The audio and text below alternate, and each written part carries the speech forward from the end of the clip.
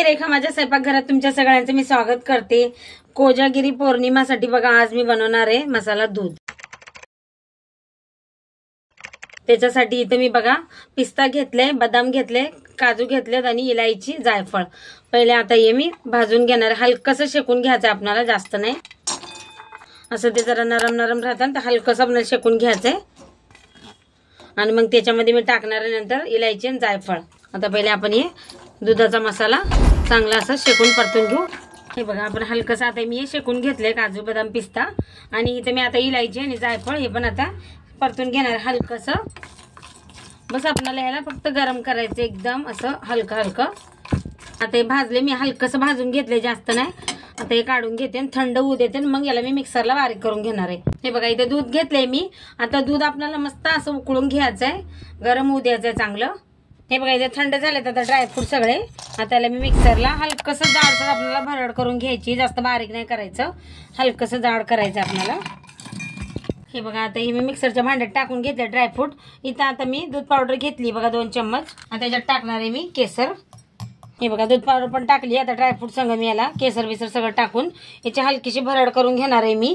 दूध पावडर टाकल्याने काय होतं, आपलं दूध आहे ना असं मस्त घट्टसर होतं आणि हे दूध मसाला दूध जास्त घट्ट बी आणि पातळ बी नसतं, ते आपलं एकदम मस्त होऊन जातं।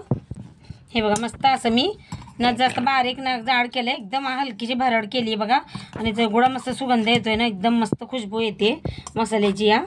हे बघा आता आपण दूध बघूया, दूध उकळले का। हे बघा दुधाला हलकीशी अशी उकळी आली। आता मी अजून एक बार असं उकळून घेणार आहे दूध चांगलं। हे बघा असून आणि मग याच्यात टाकणार आहे मी साखर आणि चिमूटभर हळद टाकायची। हळद टाकल्याने काय होतं ना, दूध एकदम मस्त लागतं। जसं आपण आपला गळा खरखर करतो तो आपण हळद टाकून दूध पितो ना, तसं एकदम मस्त स्वाद लागतो, एकदम भारी। आता अजून याला थोडंसं उकळून घेणार आहे मी। दुधाला मी असं दुसऱ्यांदा पण चांगलं असं उकळून घेतलंय। आता याच्यात मी टाकणार आहे बघा साखर। साखर टाकलं का दूध अजून पातळ होतं। साखर आपल्याला जशी आवडेल तसं गोड लागेल तसं घ्या। हे तुम्ही अर्धी वाटीच घेतली आहे आणि याच्यात टाकणार आहे चिमूटभर हळद। हळद टाकल्याने काय होतं, आता आपण चांगलं मिक्स करून घेऊ आणि दूध लय मस्त लागतं प्यायला बघा हळद टाकल्याने। त्याला चांगलं असं उकळून घेऊ आपण। हे बघा आपला मसाला दूधचा मसाला पण एकदम तयार झालाय बघा। दुधाला पण किती मस्त कलर आला, हळद टाकली आहे तर एकदम मस्त उकळून असं जाडसर पण आला हलकासा। हे बघा आता याच्यात टाकणार आहे मी 4 चम्मच आपला हा दुधाचा मसाला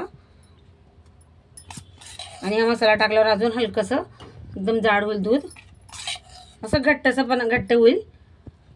हे 4 एकदम आता ह्याला आपण चांगलं असं उकळून घेऊया अजून थोडंसं, मग अजून मस्त लागेल दूध। हे एकदम गरमागरम प्यायला मस्त लागते दूध, मसालेदार एकदम। हे बघा मस्त बनवून तयार झालंय आपलं बघा मसाला दूध। हे बघा किती मस्त ना घट्ट ना पातळ, एक जसं पाहिजे तसं एकदम बनवून तयार आहे। आता याला मी काढून घेते। तयार आहे बघा आपला मसाला दूध। व्हिडिओ आवडला तर एक लाईक नक्की करा।